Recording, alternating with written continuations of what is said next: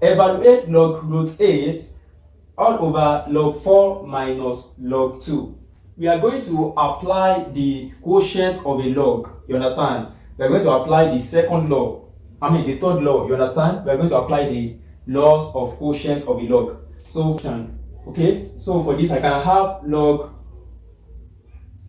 8. Don't forget that if we have root 4, this can be written as what? 4 raised to the power of what? 1 over 2. Do you understand? So log root 8 can be written as what? Log 8 raised to the power of 1 over 2. Do you understand? Okay, so all over, for this I have log 4 minus log 2, and I told you that the log of a quotient is the difference of the log. For example, I have log x over y, which is what? The difference of log x minus what? Log y, the difference between log x and y. So for this, log 4 minus log 2 can be written as what? The quotient form. For this, I'm going to have log 4 over 2. Do you understand?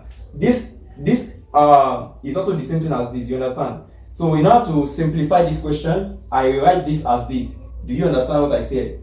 So let us proceed. I'm going to have log 8 raised to the power of 1 over 2 all over log 4 divided by 2. That is what? 2. So all over log 2. Now we have gotten to this point. I want to make this numerator to look like the denominator so that I can divide it. What am I going to do? I'm going to raise 8 to the power of 2. You understand what I'm saying? I'm going to express roots. I'm going to express 8 in terms of 2. You understand? So for this, I'm going to have log 2 raised to the power of 3 raised to the power of 1 over 2 all over log 2. Do you understand? Because log 2 raised to the power of 3 is what? 8. Do you understand? 2 raised to the power of 3 is 8. So I want you to understand. Just pay attention. Now, if we have a raised to the power of b raised to the power of c, don't forget that from our previous class on indices, if we have something like this, we can express it as a raised to the power of bc. Do you understand? So I'm going to apply the same rule in this place. So log 2 raised to the power of 3 can be written as what? Log 2 raised to the power of 3 over 2. Because for this, I'm going to have 3 multiplied by what? 1 over 2, which is what? 3 over 2. Do you understand how I got this? If you understand, kindly go back to our class on indices. You are going to understand it. Okay, let us proceed. For this, I'm going to have all over log 2.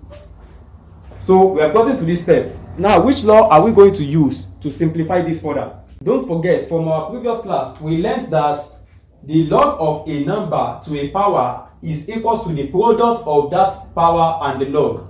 That is this rule 4. Do you understand? So the log of a number to a power is equals to the product of that power and the log. For example, I have log y raised to the power of x base a here. The power multiplied the log, the product of that power and the log. So that's what I'm going to do here. For this, I'm going to have 3 over 2 log 2 all over log 2. Do you understand how I got here?